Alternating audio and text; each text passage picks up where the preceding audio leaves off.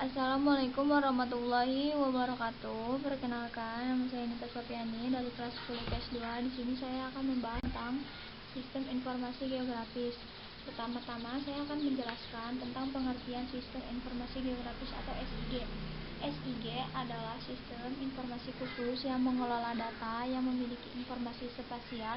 Para praktisi juga memasukkan orang yang membangun dan mengoperasikannya dan data sebagai bagian dari sistem ini. Misalnya, SIG bisa membantu perencana untuk secara cepat menghitung waktu tanggap darurat saat terjadi bencana alam, atau SIG dapat digunakan untuk mencari lahan basah yang membutuhkan perlindungan dari polusi. 2. Pengertian SIG menurut para ahli. Menurut Marbel et al. Tahun 1983, SIG merupakan sistem penanganan data keuangan. Menurut Berry tahun 1988, SIG merupakan sistem informasi, referensi internal, serta otomatisasi data keuangan. Menurut Calkin dan Tomlinson tahun 1984, SIG merupakan sistem komputerisasi data yang penting. Yang ketiga, sejarah perkembangan SIG. 35.000 tahun lalu, di Gua Lascaux, Prancis, para pemburu Cro-Magnon menggambar hewan mangsa mereka dan juga garis yang dipercaya sebagai rute migrasi hewan-hewan tersebut. Pada tahun 1700-an, teknik survei modern atau pemetaan topografis diterapkan, termasuk juga versi awal pemetaan tematis, misalnya untuk keilmuan atau data sensus. Perkembangan perangkat keras komputer yang dipacu oleh penelitian senjata nuklir membawa aplikasi pemetaan menjadi multifungsi pada awal tahun 1960-an. CGIS bertahan sampai tahun 1970-an dan memakan waktu lama untuk penyempurnaan setelah pengembangan awal, dan tidak bisa bersaing dengan aplikasi pemetaan komersial yang dikeluarkan beberapa vendor seperti Intergraph. Perkembangan industri pada tahun 1980-an dan 1990-an memacu lagi pertumbuhan SIG pada workstation Unix dan komputer pribadi. Jenjang pendidikan SMU atau Senior High School melalui kurikulum pendidikan geografi SIG dan penginderaan jauh telah diperkenalkan sejak dini. Universitas di Indonesia yang membuka program diplomat SIG ini adalah D3 Penginderaan Jauh dan Sistem Informasi Geografi, Fakultas Geografi, Universitas Gadjah Mada, tahun 1999.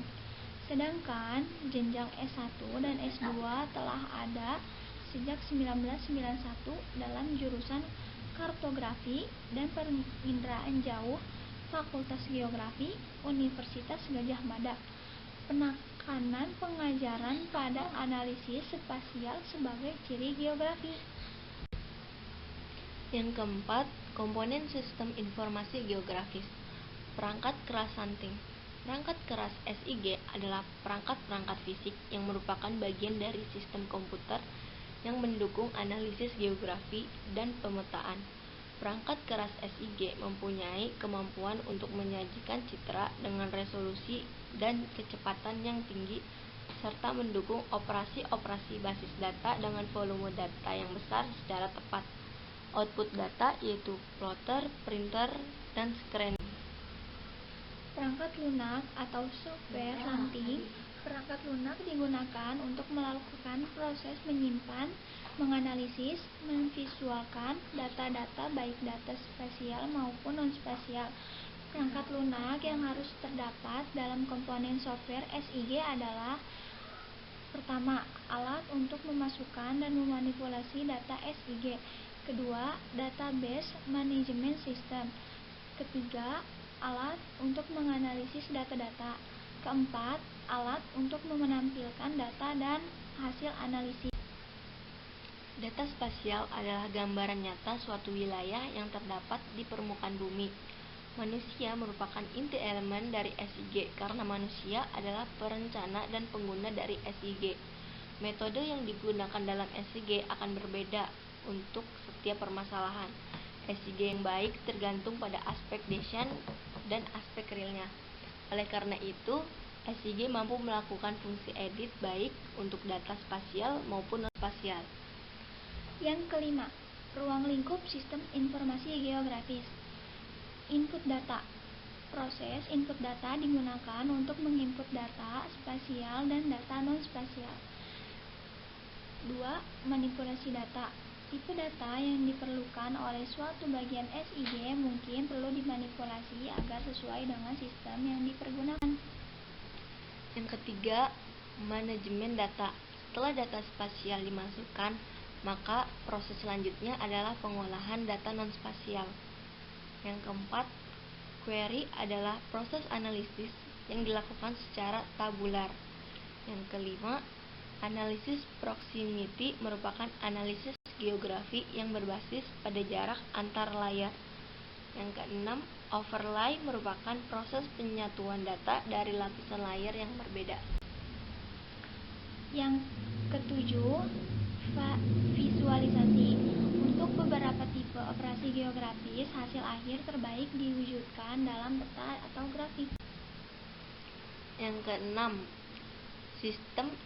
manfaat sistem informasi geografis. Inventarisasi sumber daya alam. Yang kesatu, kawasan lahan potensial dan lahan kritis.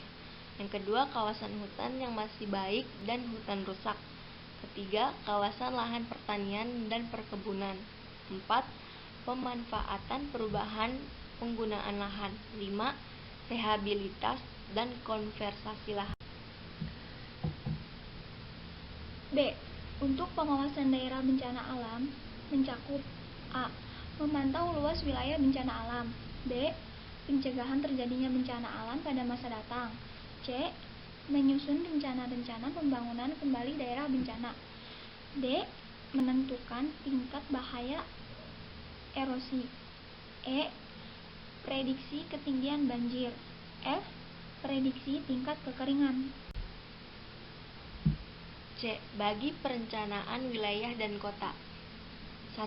Untuk bidang sumber daya, seperti kesesuaian lahan pemukiman, pertanian, perkebunan, tata guna lahan, pertambangan, dan energi, analisis daerah rawan bencana. 2. Untuk bidang perencanaan ruang, seperti perencanaan tata ruang wilayah, perencanaan kawasan industri, pasar, kawasan permukiman, penataan sistem dan status pertahanan. Manajemen tata guna lahan samping. Pemanfaatan dan penggunaan lahan merupakan bagian kajian geografi yang perlu dilakukan dengan penuh pertimbangan dari berbagai segi. Tujuannya adalah untuk menentukan zona fisik lahan yang sesuai dengan karakteristik lahan yang ada. Misalnya, wilayah pemanfaatan lahan di kota biasanya dibagi menjadi daerah pemukiman, industri, perdagangan, perkantoran, fasilitas umum, dan jalur hijau.